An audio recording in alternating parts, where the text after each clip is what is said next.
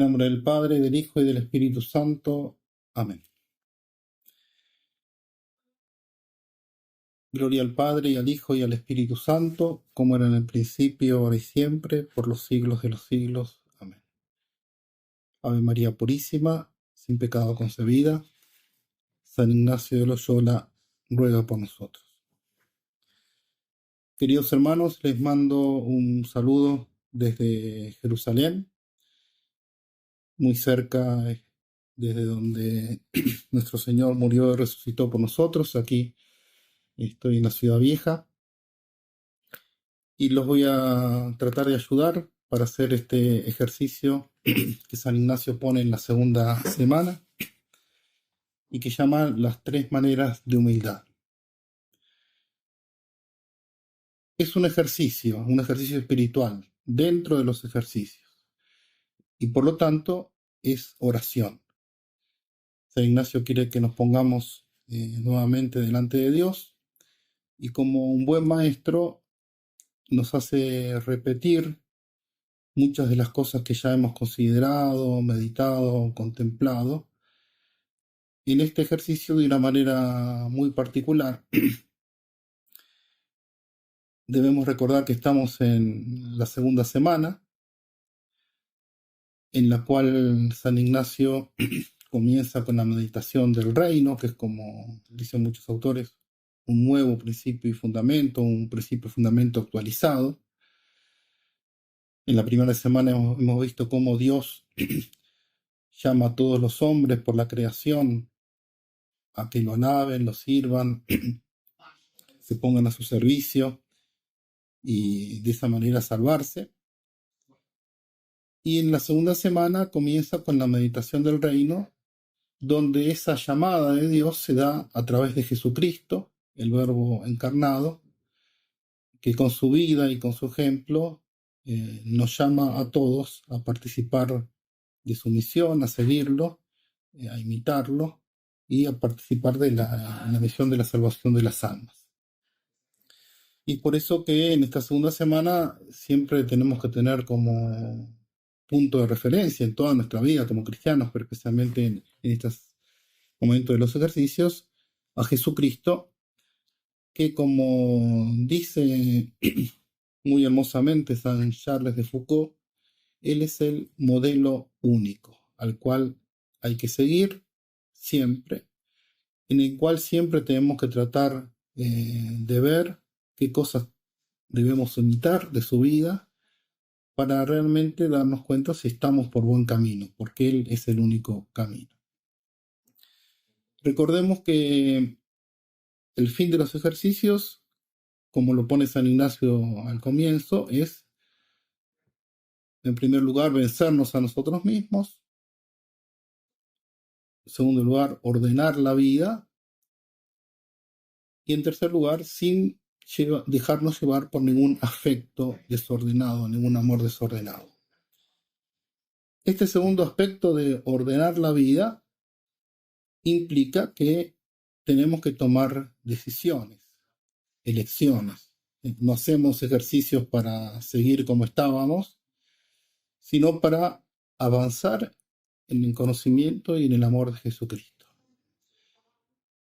Y cuando uno comienza a hacer los ejercicios normalmente, cuando se pone delante de Dios, comienza con las primeras meditaciones, inmediatamente comienzan a vislumbrarse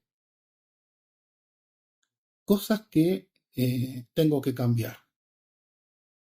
Cosas en las cuales me doy cuenta que mi vida no está siendo del todo conforme a ese modelo que es Jesucristo, conforme a lo que Dios quiere. Puede ser que sea algo respecto de mi vocación, de mi carrera, de mi trabajo, de mi vida de oración. Puede ser que sean cosas que atañen a mi familia, a mis amigos, mis diversiones. Y es por eso que ordenar la vida significa justamente elegir, tomar decisiones. Al final de la contemplación del Rey Eterno, San Ignacio nos ponía un ofrecimiento, nos impulsaba a ofrecernos libremente a nuestro Señor, diciéndole que queríamos imitarlo, dice él, en pasar toda clase de injurias y todo menosprecio y toda pobreza, así actuar como espiritual, si vuestra Santísima Majestad me quiere elegir y recibir en tal vida y estado. Luego nos ha hecho contemplar la encarnación, el nacimiento, la vida oculta y el hallazgo en el templo. Y en la meditación de las dos banderas ya ponía un preámbulo diciendo que viendo la vida de Jesucristo, especialmente el ejemplo que nos había dado en la vida oculta de Nazaret y en el templo, cuando en cierta manera se desprende de sus padres para cumplir su misión, ¿qué vida nos quiere, a qué vida nos llama? Y en esa meditación, San Ignacio de las dos banderas hace que nuestra inteligencia se ponga delante de esta verdad de que estamos en un campo de batalla, que hay dos bandos, que debo entender en concreto que en este momento de mi vida está Jesucristo, que me llama, que me muestra de distintas maneras qué es lo que quiere de mí. Y está también el diablo, que quiere perderme, quiere esclavizarme. Y solamente con Jesucristo voy a poder lograr la verdadera libertad. Y en los tres binarios, San Ignacio nos pone delante la consideración de nuestra voluntad. ¿Sí? ¿Cómo estamos delante de Dios? ¿Cuál es nuestra verdadera disposición? Y realmente si estoy dispuesto a elegir lo que me lleve a unirme más a Dios e imitarlo más. Y después de estas dos meditaciones, dos banderas y tres binarios, San Ignacio pone esta consideración que él llama de las tres maneras de humildad. Y dice, de una manera clara, dice, antes de entrar en elecciones, es decir, antes de elegir o para elegir bien, después de haber hecho dos banderas, después de haber hecho dos binarios, es útil considerar estas tres maneras de humildad. Así dice el texto de San Ignacio. Antes de entrar en las elecciones es muy útil considerar y advertir en las tres siguientes maneras de humildad, considerando en ellas a ratos por todo el día y asimismo haciendo los coloquios, según se dirá más adelante. Entonces San Ignacio nos dice que hay que considerar y advertir. No presenta el tema propiamente como una meditación o una contemplación, aunque se pueden hacer los puntos habituales. Si alguno lo quiere hacer así, se puede hacer, por ejemplo, con la oración preparatoria, la sólita, poniéndonos delante de Dios, pidiendo que todas nuestras intenciones, acciones y operaciones, todo lo que pensamos, deseamos, que pase por nuestra mente sea para la mayor gloria y alabanza de Dios, según el principio y fundamento. Como historia, en esta consideración podemos considerar cada uno su propia historia. ¿Sí? ¿Cómo vivo yo y cómo quiero vivir delante de Jesucristo ante las tentaciones del pecado mortal, ante las tentaciones de pecado venial y delante de Jesucristo, que puede ser que me llame a darle todavía más? No solamente a no pecar mortalmente, no solamente a no pecar venialmente, sino que me llame a seguirlo todavía por un camino más estrecho de su imitación. Como composición de lugar, podemos usar la misma que usamos en los tres binarios, verme delante de Dios de una manera solemne, delante de todos sus santos, tratando de desear y conocer qué es su divina voluntad, y como petición propia de este ejercicio, lo que San Ignacio dice muchas veces eso, demandar lo que quiero. En este ejercicio se nos propone una finalidad muy concreta. Dice San Ignacio, para aficionarse a la verdadera doctrina de Jesucristo. Es decir, que lo que quiero, haciendo este ejercicio, y como dice él, obteniéndolo durante todo el día, antes de hacer las elecciones, antes de decidir cosas, aficionarme, afectarme a la doctrina de Jesucristo. Por eso no es solamente nuestra inteligencia, como en las dos banderas, no solamente mi voluntad, si estoy decidido realmente a todo, sino que con todo mi ser, cómo estoy, cómo me encuentro delante de Jesucristo. ¿Qué es lo que quiere? ¿Qué estoy dispuesto a darle?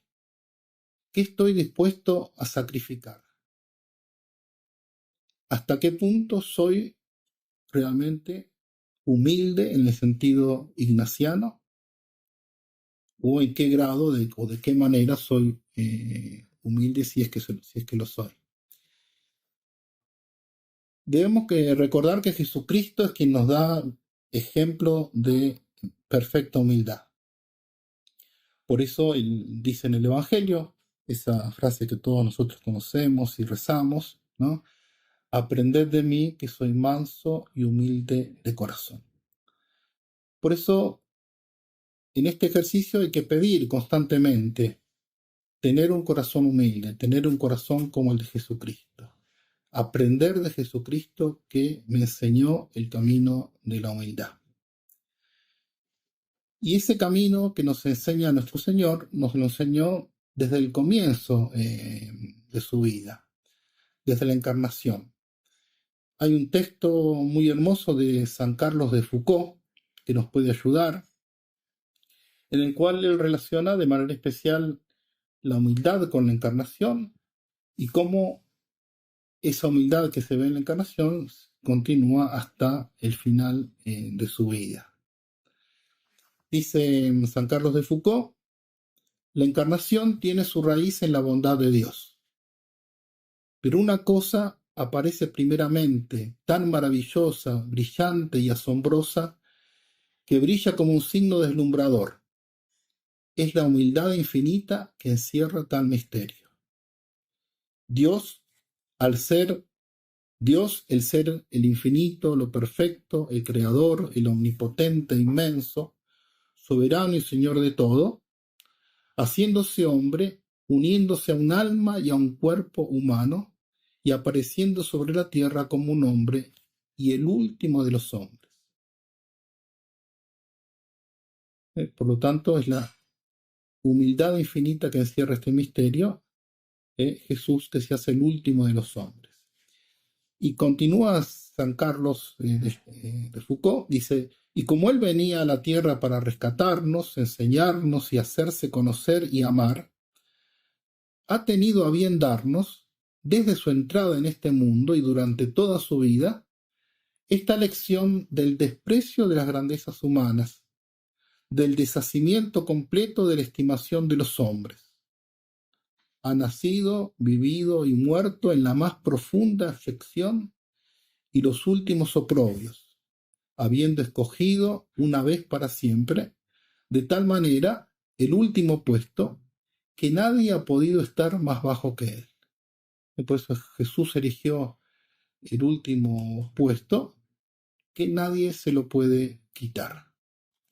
Y nosotros tenemos que tratar de parecernos a él, porque eso significa ser cristianos. Así que esto es un primer elemento que nos puede ayudar. Como decíamos, es Jesucristo siempre el modelo, es el modelo de humildad y debemos tenerlo a Él siempre delante de nuestros ojos para aprender cómo ser humildes. Un segundo elemento para hacer este ejercicio es considerar que la humildad, como la entiende San Ignacio, y le explican varios de sus comentadores, es una virtud y también es considerada como una actitud fundamental del hombre con Dios. Como enseñaba Santa Teresa de Jesús, humilde es quien anda en verdad, humildad es andar en verdad. Es decir, quien anda, quien vive, quien decide las cosas unido a Dios, y como la unión con Dios puede tener distintos grados, por eso también hay distintas maneras de humildad. Ya San Benito había hablado de los grados de humildad, también San Bernardo. San Ignacio sigue con esa gran tradición de la Iglesia que pone a la humildad como fundamento de la vida espiritual. Y es por eso que humildad está relacionada con la caridad. Si la humildad es el fundamento de la vida espiritual, la caridad es el fruto. Un ejercitante de San Ignacio, que hizo los ejercicios con él en Monte Cassino, cuando tomó sus notas sobre este ejercicio, él puso como título Grados de Amor. Porque justamente en la medida que uno sea más humilde, más va a amar a Dios. Mientras más uno esté fundamentado en Dios, en Jesucristo, más lo va a amar, más va a estar dispuesto a darle todo, a sacrificarse por él. Hay otro elemento que nos puede ayudar, que indica el padre Calveras cuando él habla de la humildad. Él dice que cuando San Ignacio habla de la humildad, él hace referencia a la humildad de la inteligencia y a la humildad de la voluntad, en relación un poco también con las dos meditaciones que hicimos antes. Las dos banderas, la inteligencia y la voluntad, tres binarios. La humildad de la inteligencia hace referencia al conocimiento de Dios, al reconocimiento de su grandeza, de sus dones, y también al verdadero conocimiento de uno mismo, de mi nada, de manera especial de la malicia del pecado, de lo que significa ofender a Dios. Y la humildad de la voluntad hace referencia a ese deseo y voluntad que San Ignacio quiere que adquiramos en estos ejercicios o que aumentemos, y que es ese deseo y voluntad de humillarse delante de Dios y delante de los hombres por amor a Jesucristo para imitarlo más. Ese querer ser despreciado, querer ser tenido por loco, que dice San Ignacio y repite en varios momentos, a eso nos quiere llevar. Dunque, por lo tanto, humildad de la inteligencia y humildad de la voluntad. En los tres grados de humildad vamos a poder aplicar también esta distinción. Así que pasamos ahora a los tres grados de humildad, como los pone San Ignacio, con algunas consideraciones que nos pueden ayudar. Primer grado de humildad. Dice San Ignacio, la primera manera de humildad es necesaria para la salvación eterna. Es a saber, que me abaje y me humille tanto cuanto en mí sea posible, para obedecer en todo a la ley de Dios nuestro Señor, de tal suerte que aunque me hiciesen Señor de todas las cosas criadas en este mundo, ni siquiera por salvar la propia vida temporal, me ponga a deliberar sobre quebrantar un mandamiento divino o humano que me obligue a pecado mortal. Es por eso que aquí tenemos que considerar ante todo lo que es el pecado mortal, o recordarlo. Ya hemos meditado sobre esto en la primera semana. Podemos recordar brevemente lo que enseña el catecismo. El pecado mortal destruye la caridad en el corazón del hombre, por una infracción grave de la ley de Dios, aparta al hombre de Dios, que es su fin último, es decir, es lo contrario al principio y fundamento, y por eso el hombre en pecado mortal pierde la bienaventuranza, pierde el cielo, si no se arrepiente. Y esto lo hace porque el hombre prefiere un bien inferior. Aquí nosotros y cada uno, esto es lo que San Ignacio dice, considerar y advertir cuál es mi actitud delante del pecado mortal. Dice San Agustín, como el cuerpo muere cuando le falta el alma, así el alma muere cuando pierde a Dios. Hay una diferencia, la muerte del cuerpo sucede necesariamente, pero la del alma es voluntaria. Es decir, nadie comete un pecado mortal obligado. Si hay pecado es porque en algún momento he decidido y antes me he puesto a deliberar, a pensar en la posibilidad de hacerlo y por eso lo he cometido. Y las consecuencias del pecado son terribles, en este caso especialmente el pecado mortal. Dice Santa Teresa, qué turbados quedan los sentidos y las potencias, razón, memoria, voluntad, con qué ceguera, con qué mal gobierno. Oí una vez a un hombre espiritual que no se extrañaba de las cosas que hiciese uno que está en pecado mortal, sino de lo que no hacía. Es decir, alguien que está en pecado mortal realmente puede hacer cualquier cosa, porque ha perdido la luz de la gracia, ha perdido la luz de Dios en su alma, y por eso está en oscuridad. Y San Ignacio lo que quiere es que yo realmente me dé cuenta, yo estoy dispuesto a cualquier cosa con tal de no cometer un pecado mortal.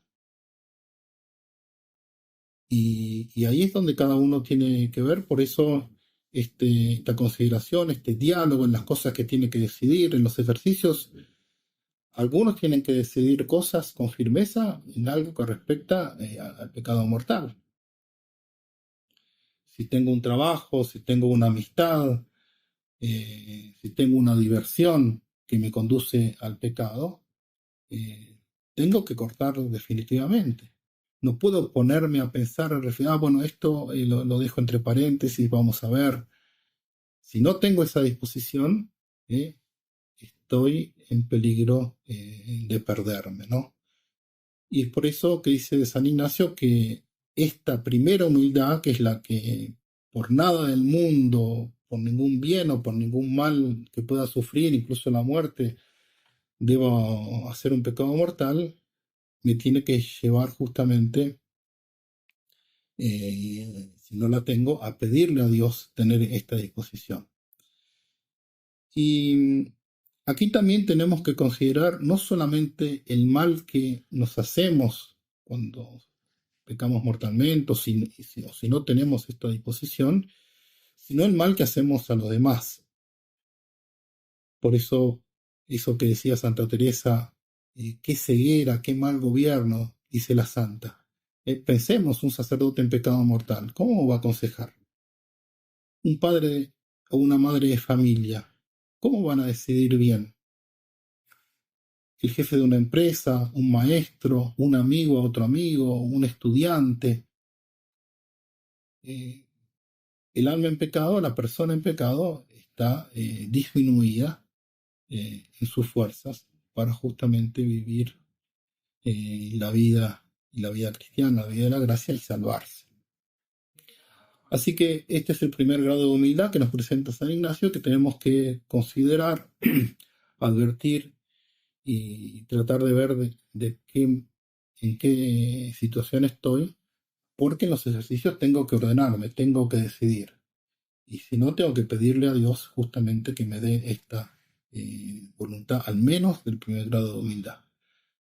Pero es esta primera manera, primer grado. Por eso San Ignacio nos propone nos pone delante la segunda manera de humildad, que dice, es más perfecta humildad, es a saber, si yo me hallo en tal punto que no quiero ni siento más inclinación a tener riqueza que pobreza, a querer honor que deshonor, a desear vida larga que corta, si es igual servicio de Dios nuestro Señor y salud de mi alma, y además de esto, que ni por todo lo criado, ni aunque me quitasen la vida, no me ponga a deliberar sobre hacer un pecado venial. Es decir, ya no se trata solamente de estar dispuesto a todo para no ofender a Dios mortalmente, sino también en algo que también sea materia grave, que sé que no pierdo la amistad con Dios. Por eso también acá podemos recordar lo que dice el catecismo, que el pecado venial debilita la caridad, el amor a Dios, entraña un afecto desordenado a bienes creados, impide el progreso del alma en ejercicio de las virtudes y la práctica del bien moral, merece penas temporales, y si permanece sin arrepentimiento, poco a poco nos lleva a cometer un pecado mortal, nos dispone, dice el catecismo. Por eso aquí también cada uno tiene que ver, considerar cómo está su alma. Puede ser que lo entienda perfectamente, puede ser que en los tres binarios haya visto o he pedido que quiero tener esta disposición también con el pecado venial, pero hay que ver si realmente la tenemos por el estado de mi vida. Por eso, si yo estoy en los ejercicios para ordenarme, si por gracia de Dios no cometo habitualmente pecados mortales, pero sí veniales, muchos o pocos, hay que ver hasta qué punto estoy dispuesto a cortar con esos pecados. Y San Ignacio quiere que tengamos esa disposición del segundo grado de humildad, segunda manera de humildad, de por nada del mundo, por ningún bien, cometer un pecado venial, ofender a Dios siquiera en materia leve. El padre del alemán, un sacerdote jesuita, habla del pecado venial en los religiosos. Y él dice, es extraño ver a tantos religiosos que no llegan a la perfección evangélica después de haber permanecido en estado de gracia 40 o 50 años. Es decir, sacerdotes, religiosos, religiosas que no cometen habitualmente pecados mortales, han vivido en gracia 40 y 50 años, misa y oración diarias, ejercicios, obediencia, pobreza, castidad. Dice, ¿por qué no llegan a la perfección? Dice, no hay por qué extrañarse. Dice, pues los pecados veniales que continuamente cometen los tienen como atados a los dones del Espíritu Santo, de modo que no es raro que se vean en ellos sus efectos. Si estos religiosos se dedicasen a purificar su corazón de los pecados veniales, el fervor de la caridad crecería en ellos cada vez más, y los dones del Espíritu Santo resplandecerían en toda su conducta. Pero jamás se los verá manifestarse mucho en ellos, viviendo como viven, sin recogimiento y sin atención al interior, dejándose llevar por sus inclinaciones, descuidando las cosas pequeñas y evitando únicamente los pecados más graves. Es decir, si uno solamente quiere evitar los pecados mortales, y ese es como el propósito de su vida, y de lo otro no presta mucha atención, no está verdaderamente encaminado en el camino de la perfección, del seguimiento de Jesucristo, que es mucho más. Y como dice el padre alemán, tiene como atado al Espíritu Santo, que no puede actuar porque nosotros ponemos obstáculo dejando que nuestra alma esté como contaminada con estos pecados veniales. Por eso que vale para los religiosos vale para todos los cristianos. El concilio Vaticano II, cuando habla del ateísmo, dice que una de las causas, aparte de las causas históricas, las escuelas filosóficas que, hay, que hay detrás, los movimientos políticos, pero uno de los motivos que da es el mal testimonio de los cristianos.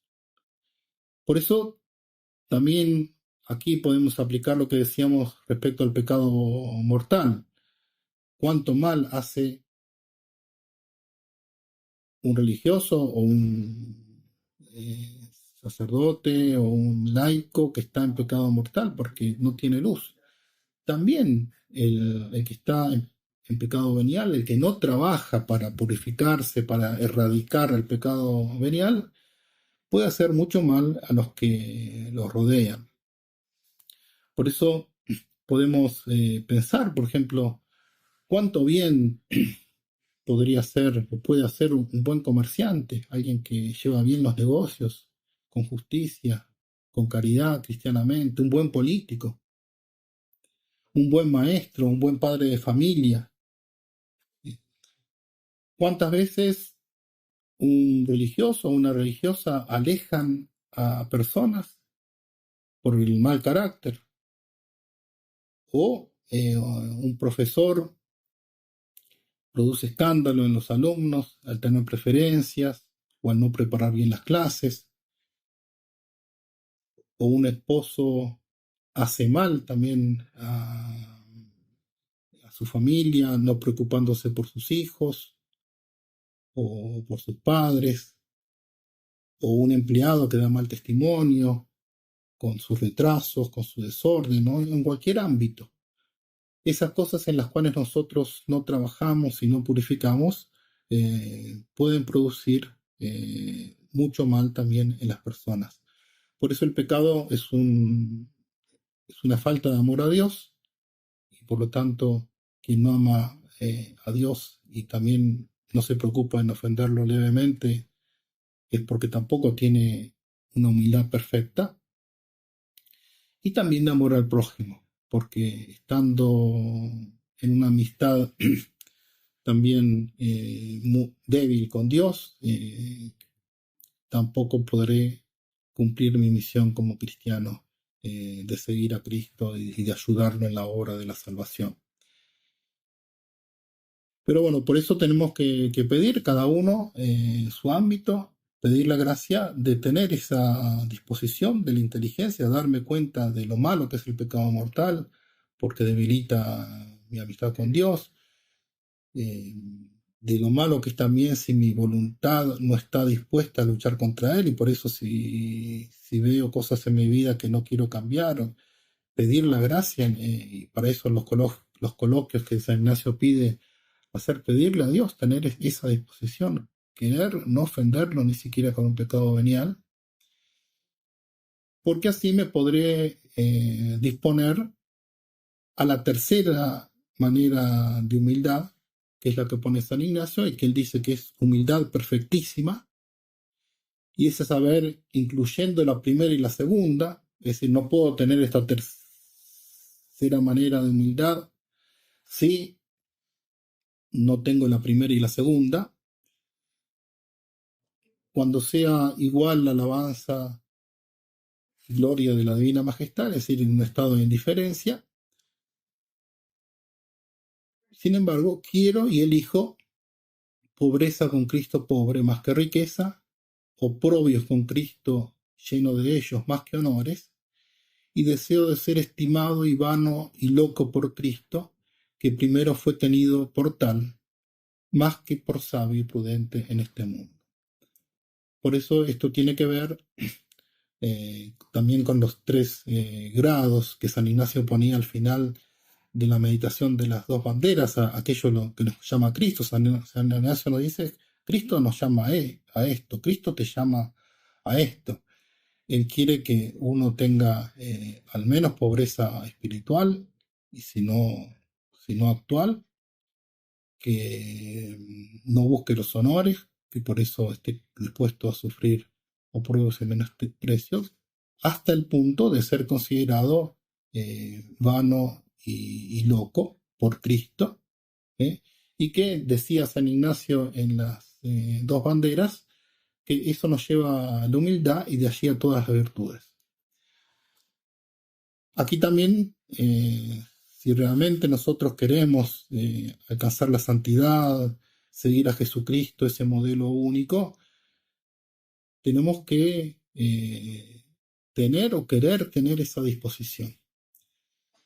En la Sagrada Escritura, en la Biblia, hay muchos hermosos ejemplos de cómo seguir la voluntad de Dios ya en el Antiguo Testamento. Pensemos, por ejemplo, Abraham.